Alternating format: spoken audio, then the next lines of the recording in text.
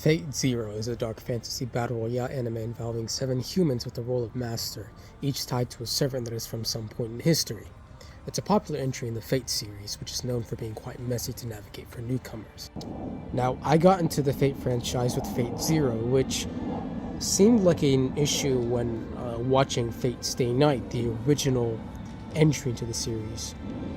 But now that I see and have more experience with it, I know that it can be a decent choice if you're not sure about investing your energy into the franchise.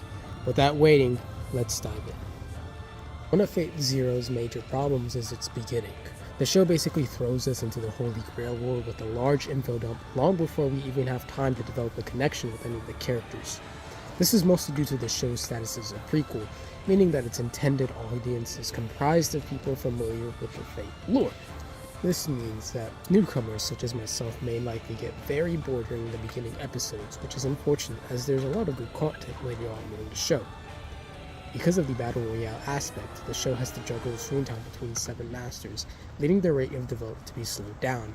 This also serves to make the beginning episodes only more of a slog. Now, knowing the previous details of the story and the show, it's logical to ask why I continued with the show, and that was due to the characters and their philosophies. Despite being a wonderfully animated show, as affected from Studio Ufotable, what is gripping more than the fight scenes were the characters and their clashing of ideals. Take Saber, the servant of the main character Kiritsugu Emiya. She's portrayed from the start as a very noble person who religiously sticks to her ideals of honor, bravery, and doing what is right. She's not really a person, rather she's the literal embodiment of her ideal, which naturally serves to her detriment. In my opinion, she was sort of a monotone character with the personality of a brick wall. However, her conversations with other characters were pretty good because those characters point out the same flaws I just mentioned.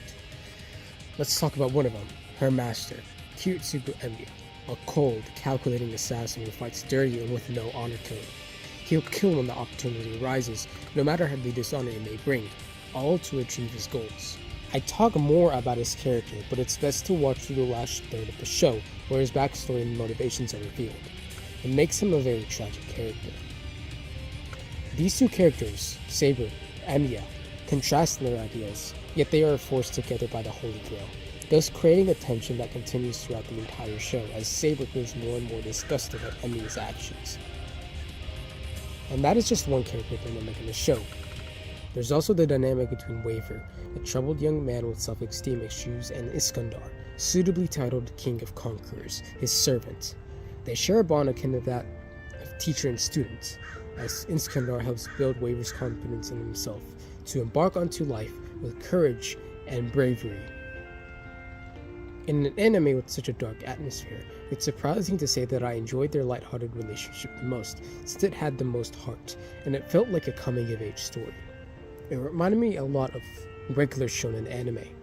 Waver was very annoying at times, but that was due to his imposter syndrome for getting such a Chad like Iskandar as his servant, while Iskandar himself was like a mix of Rengoku and All Might, very in tune with his primal desires.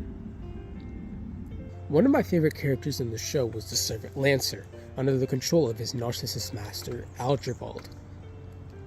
He holds many of the ideals of chivalry and honor that Saber does. In fact, they both bond over each other with it. But his tragic backstory and the situations humanizes him to a degree not seen with Saber, as if he's making the most out of a bad situation. Now, another servant that I really liked was Gilgamesh. Gilgamesh has an enormous ego, the biggest out of all the characters in the show, and one of the biggest in anime, with plenty of power to back it up. He basically calls everyone, including his own master, mongrels, and he's so egotistic that he states that he already owns the Grail already, since he literally owns, or he says he owns, every treasure in existence, even if he can't remember them all. This guy literally appeared in the Holy Grail room, looked at the Holy Grail and said, "I don't know what this is, but it's mine." There's other characters to appreciate as well in this show, which only leaves you wishing for more screen time with them. It's a testament to the show's ability to make you care for a diverse cast of characters. It's unfortunate that I only grew to appreciate them in the latter half of the series. Fate Zero calls itself a dark fantasy, and it's important to note if an anime actually respects its dark material, it comes out edgy. In most cases, Fate Zero respected its dark themes. When it did not, it involved the servant Castor and his master. Now I'll keep it on. They screwed up the tone of the show whenever they were present, and they were terrible characters. In nearly every scene they're in, they are murdering children, and yet they act like total goofballs, doofuses, you name it, with their voices high-pitched and all jokey. The show really portrays them in a really comedic light, which I really did not like, because that type of comedic aspect, especially contrasting with such dark themes, did not belong in a show like Fate Zero. It was really inconsistent, and it really was a dud, to be honest, and the characters sucked. Aside from them, the show was fine.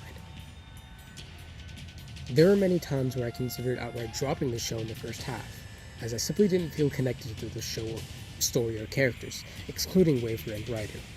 I just didn't feel the energy to watch another episode, unlike a shonen like Jujutsu Kaisen or Naruto. There was no thing that tied me to the show. There was no thing that tied me to the characters from the start. All of them sort of seemed like already residing in their own worlds, already residing in their own things, already settled. And I didn't really feel any connection to any of the characters aside from, obviously, Waver. The show is rewatchable, but a problem with this is the reason why it's rewatchable is because a lot of the things that happen in the first half of the show aren't explained, or at least aren't filled up until the last third of the show, which is really disappointing again. All in all, I enjoyed Fate Zero a good bit. It may not have been my cup of tea, but I hope it encourages you to check out the series, especially those who have only seen shonen before, like me.